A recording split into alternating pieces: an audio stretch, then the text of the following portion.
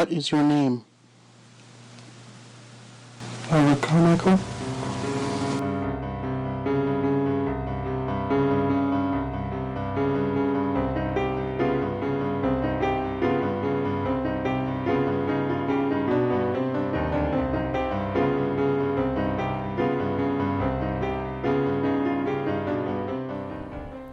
Welcome to Spooky Ass Shit. I am your host, Eric Dwinnells, and tonight we are talking about EVPs, that is electronic voice phenomena. That is the belief that you can capture the voices of spirits from beyond on your electronic devices. That little clip that you heard at the very, very beginning of the show before the theme music kicked in, that was an EVP that I recorded myself right in my own bedroom. As you heard me ask, I said, "What is your name?" I did not hear a response at the time.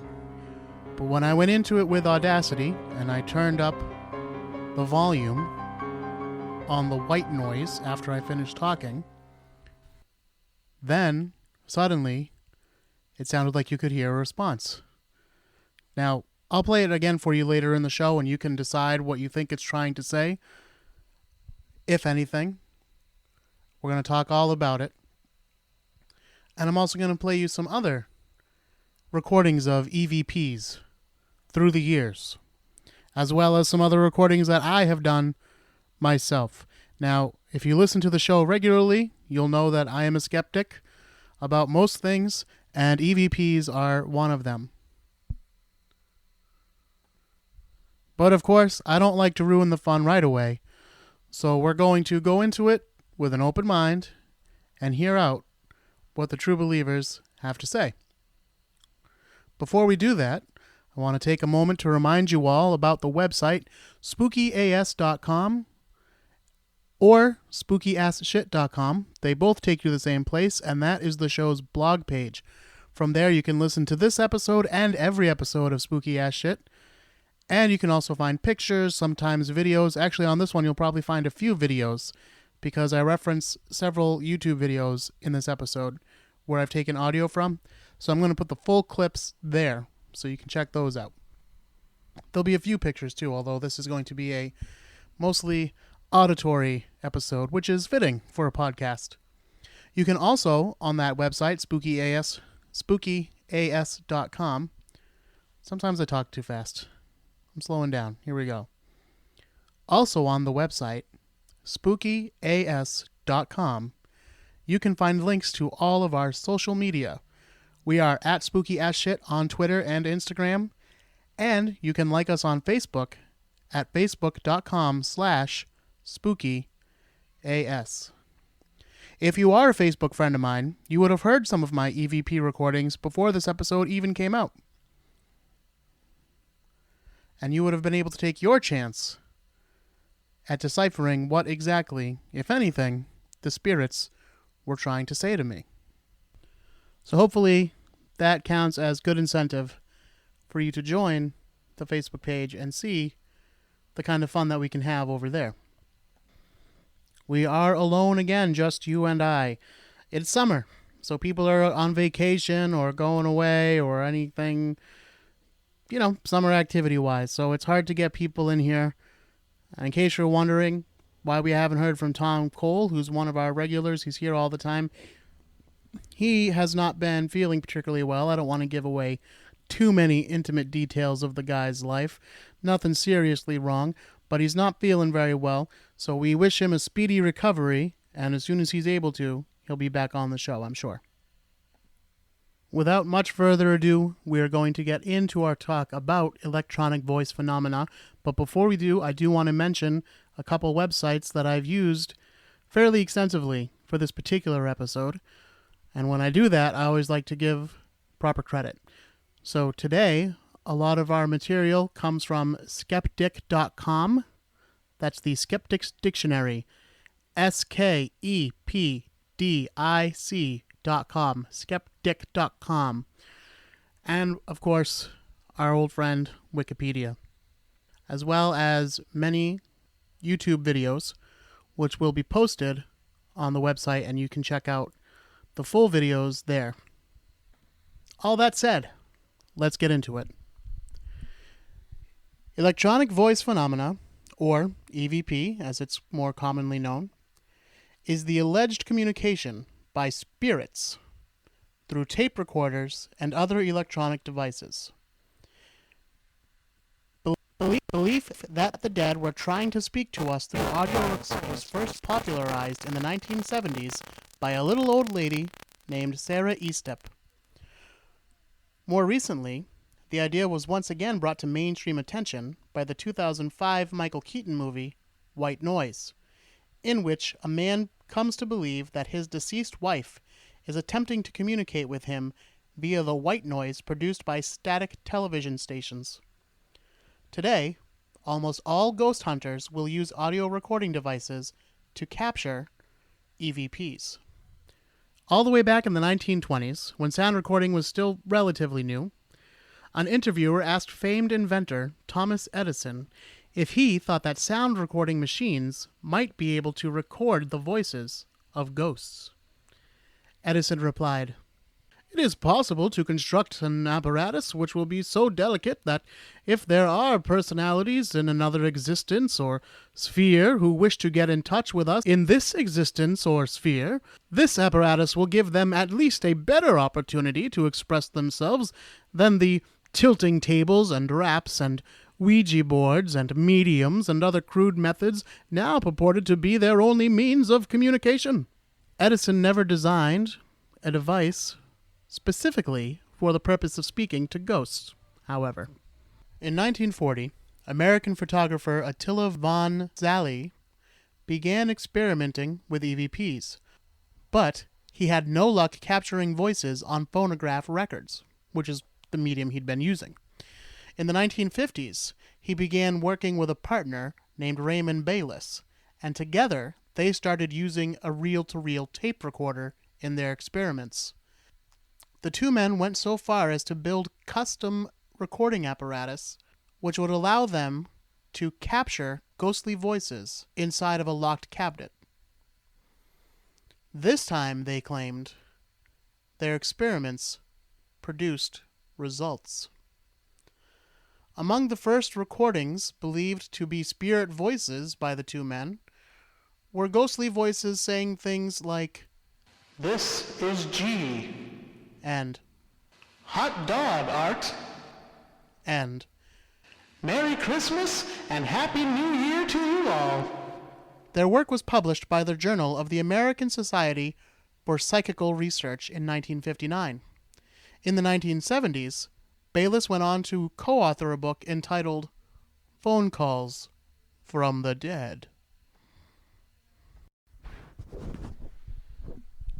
Beginning in the 1970s, the little old lady we spoke of earlier, Sarah Estep, claims she began capturing EVPs. She said she had hundreds of recordings of messages from her deceased friends, relatives, and even extraterrestrials, who she speculated may have come from other planets or perhaps even other dimensions. In 1982, Sarah Estep founded the American Association of Electronic Voice Phenomena, the AA-EVP, with the purpose of increasing awareness of EVP and creating and teaching standardized methods for capturing them. What I'm going to do now is I'm going to play you just a few of Sarah Estep's actual EVP recordings. I'm not going to tell you what she claims the recordings are saying. I'm going to play them 2 times, and then I will tell you what she claims the spirits are saying, and I'll play it again after that point so you can see if you can hear what she claims they are saying. Here's the first one.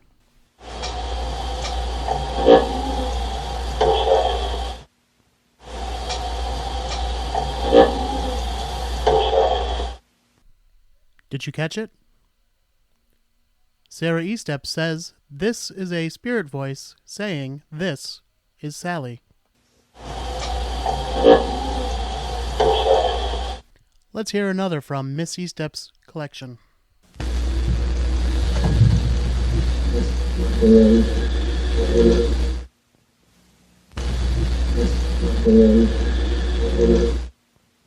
And in case you couldn't make that one out, Ms. Eastep tells us this is a spirit saying this is very different.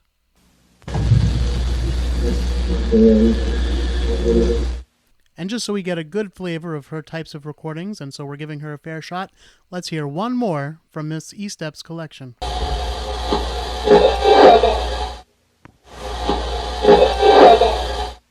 Ms. Eastep tells us this is a spirit saying this is Herbie.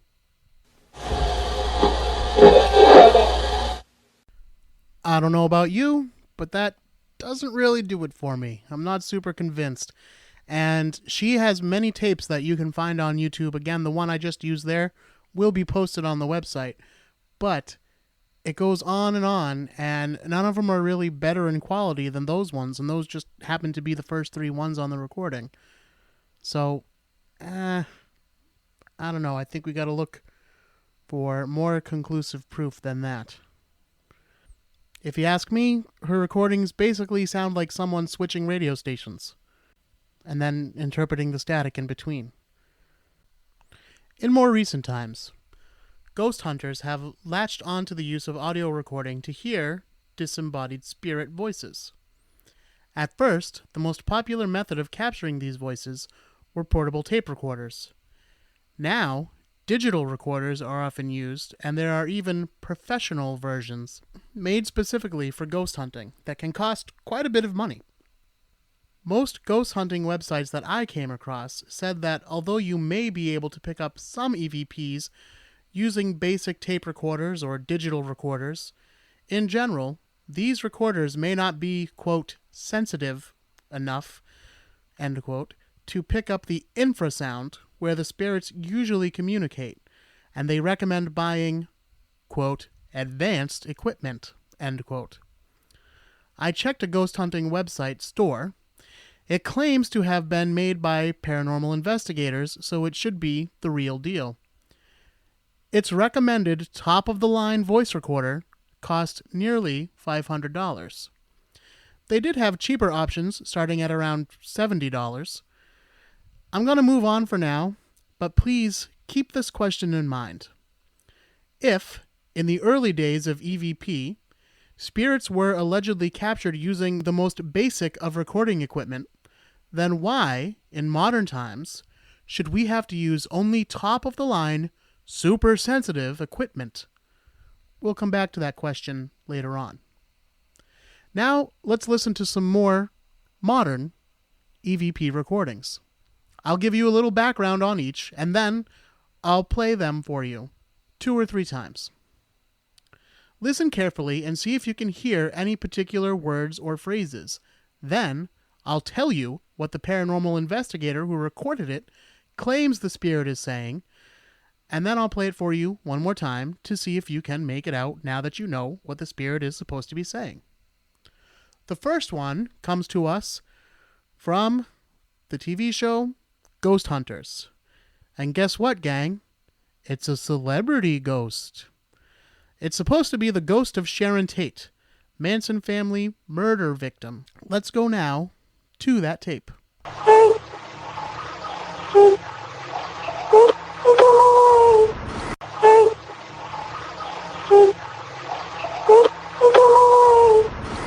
Now, on the clip that I saw, which, to be fair, was not the full episode, it was just a clip of this particular scene where they were talking about this tape, they did not hazard a guess as to what she was actually saying. But I am such a nice skeptic, I'm going to provide you with my own guess of what she might be saying. It kind of sounds like she's saying, please, please, please, keep them away. Let me play it for you again and see if you can hear my theory as to what she's saying.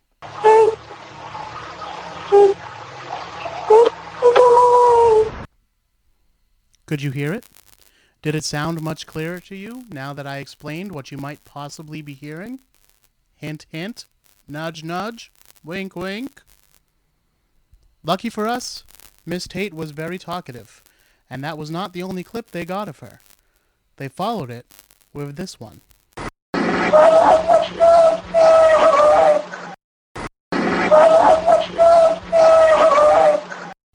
Again, on the clip that I saw, the ghost hunters do not hazard a guess as to what she's saying, aside from saying these sound like a disturbed person. Again, I will play the helpful skeptic and give you what she might actually be saying. My own guess, anyway.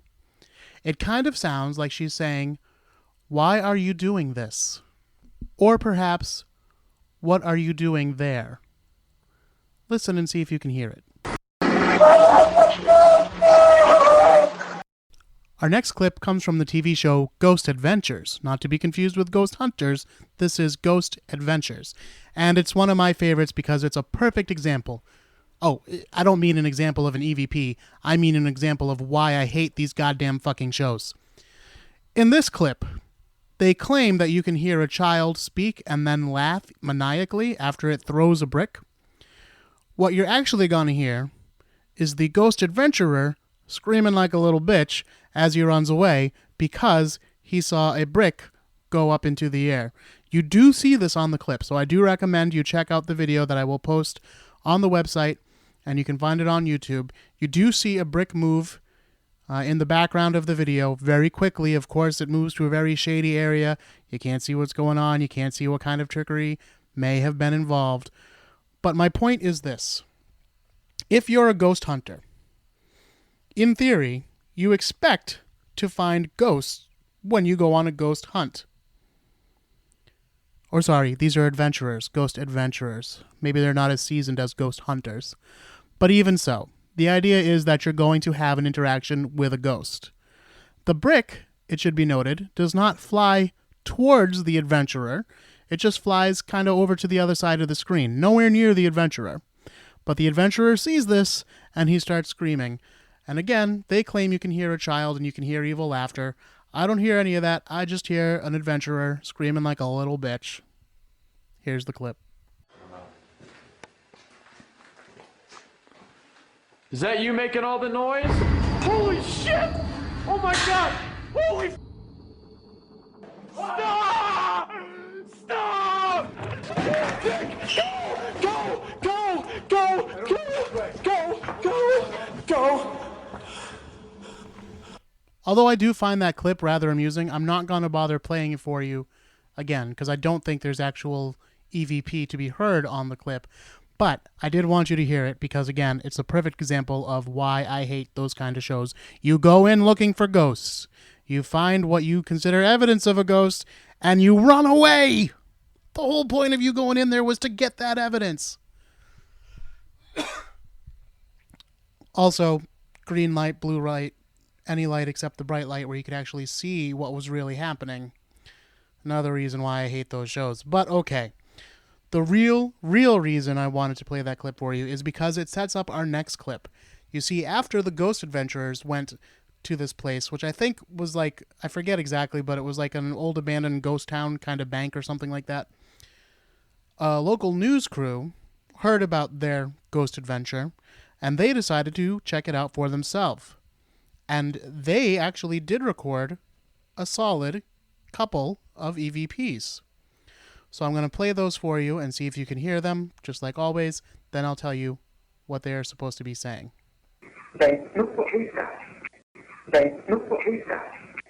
Now that is a respectable EVP recording. That news crew could teach those ghost adventurers a thing or two. They are supposedly saying, "Thank you, but we've done it." This is in response to one of the reporters asking them for a sign that they were there, such as moving a bit of plaster. They say, "Thank you, but we've done it." The news crew then proceeds to ask about the brick that was thrown earlier, and the ghost once again has a reply.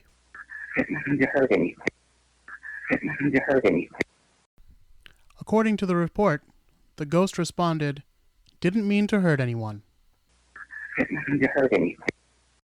Or perhaps she said anybody. It's hard to tell. Now, I do want to point something out.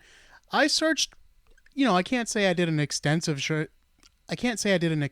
search for the world's greatest EVPs, but I did search for a decent amount of time for the best examples of EVPs And these were the best ones I could find. None of them super convincing, if you ask me, but who am I to say? So, what are EVPs? Well, of course, we have some paranormal theories. The most straightforward paranormal theory is that these are the recorded voices of deceased people, or demons, or interdimensional beings, or even extraterrestrials that have been captured by super sensitive audio recording equipment, able to pick up infrasound. That means sound that can't normally be heard by human ears unless it is amplified and enhanced with recording programs. Another theory states that it is actually a psychic impression left on the actual recording medium. And by medium, I don't mean the person who's reporting it who happens to be able to talk to ghosts. I mean a segment of the audio tape, the medium with which it's being recorded, either by a spirit, or they say that in some cases, a living person in the room can accidentally leave an impression on the tape via psychokinesis. Well, this theory could be used in a paranormal sense to explain the recordings on actual audio tape, but more modern digital recorders might be a harder sell. It should also be mentioned that some paranormal investigators consider being able to hear and understand EVPs a gift, in quotations, like mediums who can speak to the dead or people who can feel presences. Not everyone can hear or understand the EVPs. Only special gifted people can. Do I sound a little more sarcastic than normal? What can I say? But now let's look at it from a skeptic point of view involving that damn bastard who likes to ruin all our fun paranormal parties, science. Well, first of all, the thing to keep in mind is this is actually a lot like backmasking or hidden messages in rock and roll or heavy metal music. We did a whole episode about it, a really cool episode, I think. I don't remember what number it was, but it was pretty early on. Go to spookyas.com or find it on iTunes or wherever and listen to that episode for an in-depth explanation about how our mind plays tricks on us. We're going to get into it a little bit here, but basically we are looking for patterns where none exist, and that means we get to bring up one of my favorite words because this is a form of auditory pareidolia.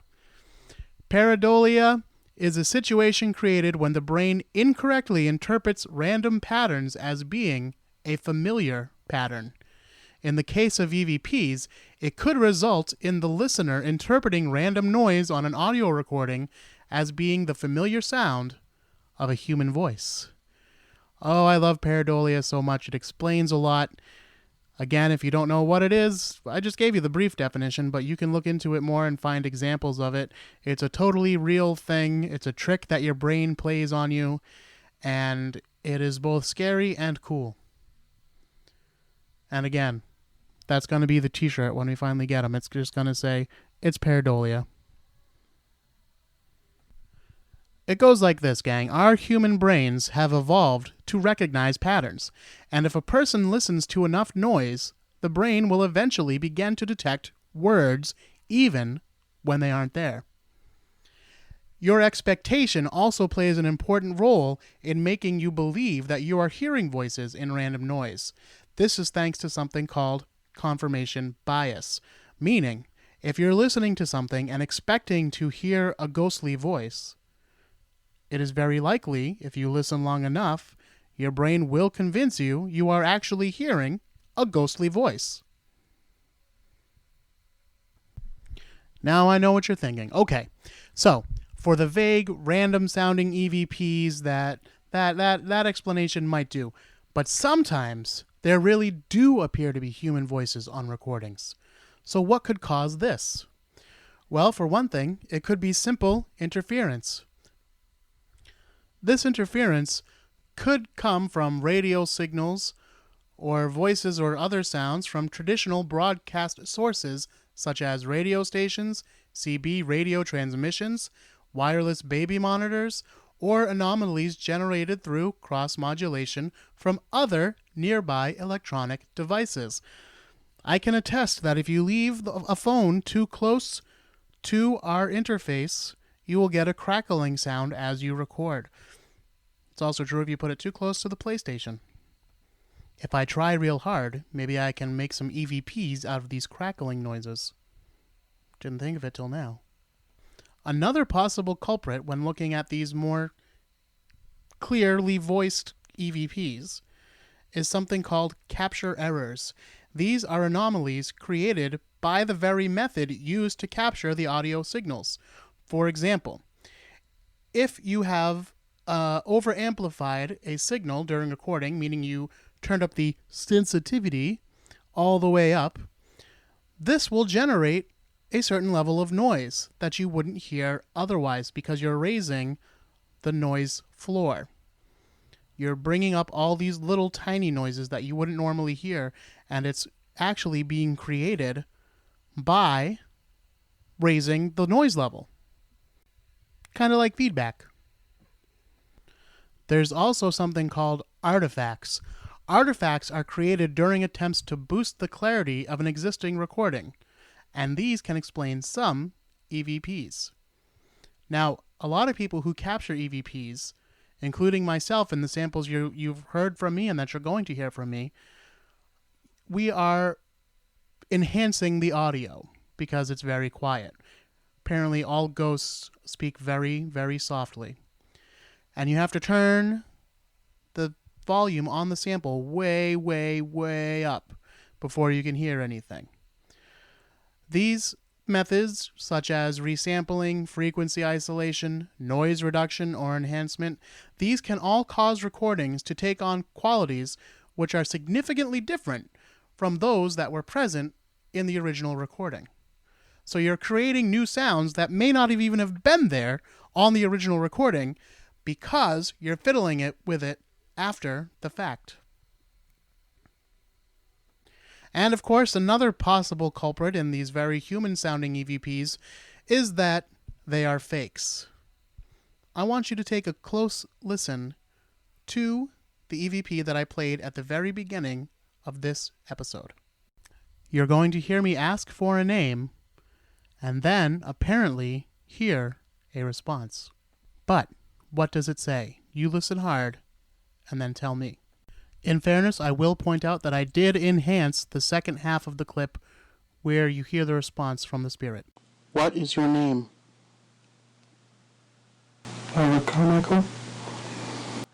What is your name? Carmichael? So what do you think? What did you hear?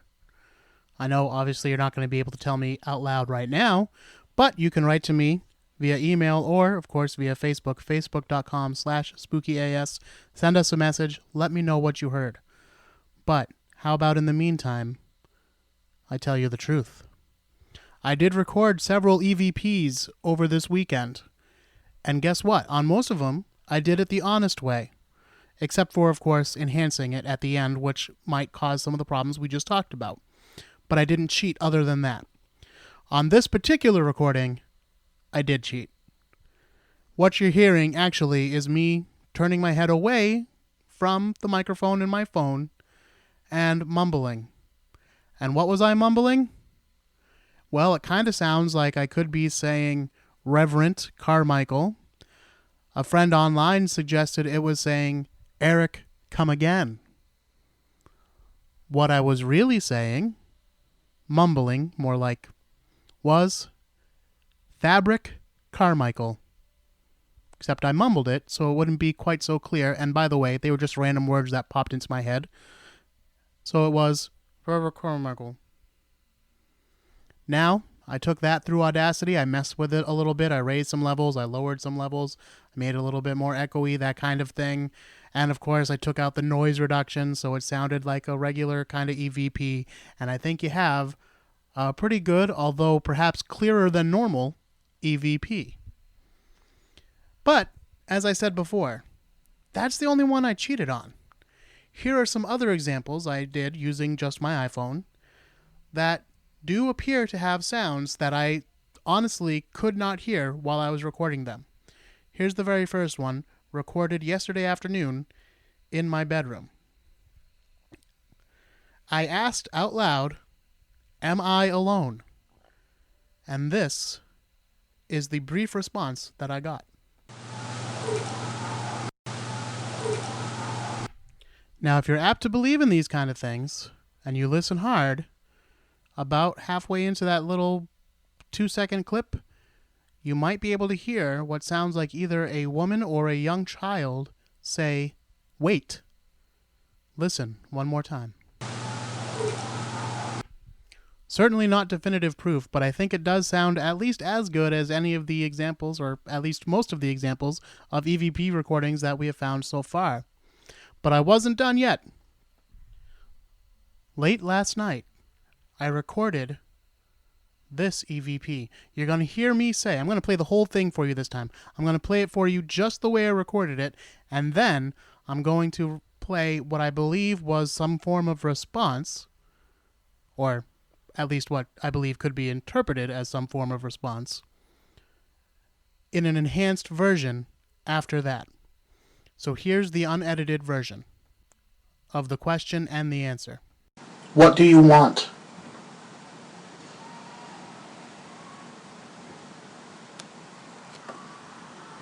Now I'm going to trim out the question and just enhance the answer and see what we can hear.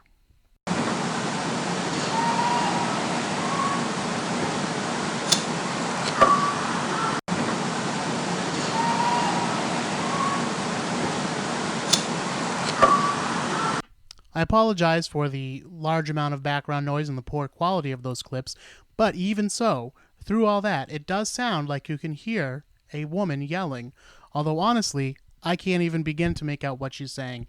I put the question out there on Facebook, and nobody that I found had a solution either. In fact, it kind of sounds like I stopped the recording in the middle of whatever she was yelling. Had I actually heard yelling, I definitely would not have stopped the recording. So I did not hear this while I was recording it live. I only heard it after the fact. Even so, do I believe that this is a spirit caught on tape? No, I do not. I think most likely it's actually a woman screaming, maybe 2 or 3 blocks away. It sounds like she's just calling for somebody to come home. It sounded, honestly, I thought I could hear maybe Jerry in the beginning, but I don't know, that could just be wishful thinking and trying to interpret, and my own version of audio pareidolia.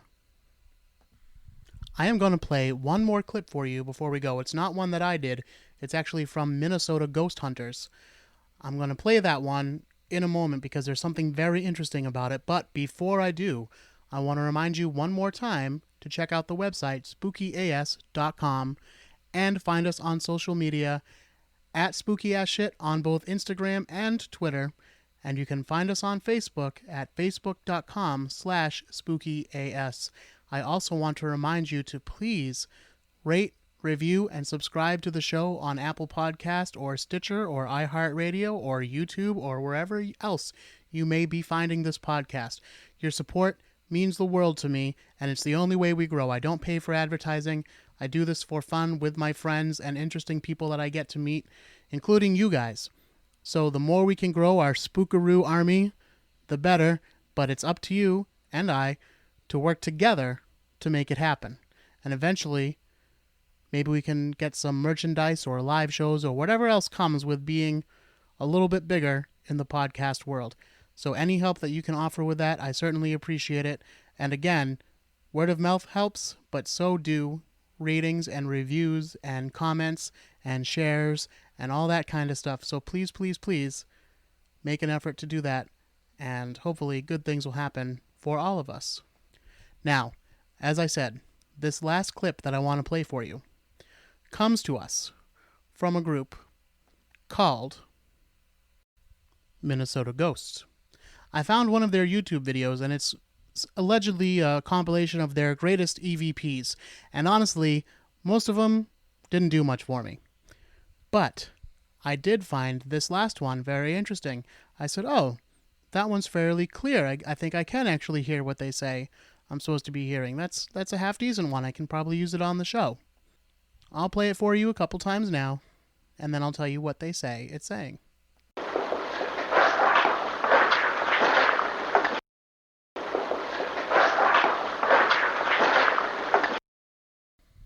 Well, okay, maybe I overstated it. It's not like an amazing example of an EVP, but like I said, it was the clearest one on their video. So, what do they say the ghost is saying? They claim it's saying, "That's fine, thank you." Let's hear it one more time.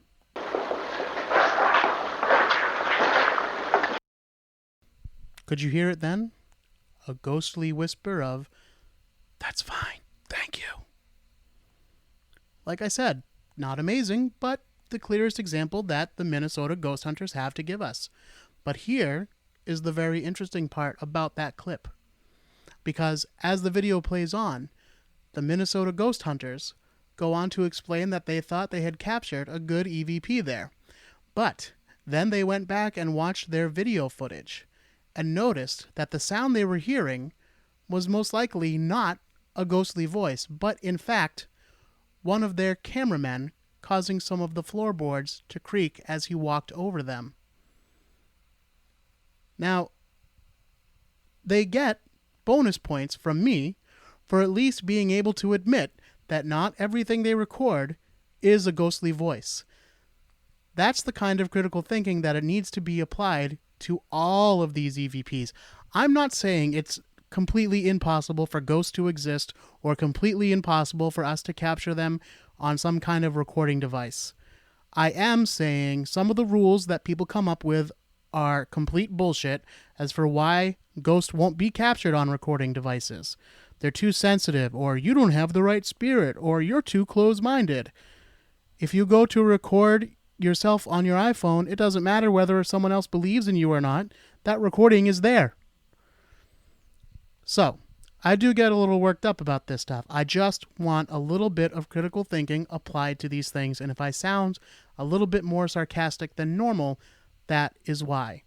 This is one of the most basic examples of people using equipment that they have no clue how to use correctly, and then taking it, manipulating it in ways they don't understand, and then saying, "Oh, well, this is evidence of a ghost."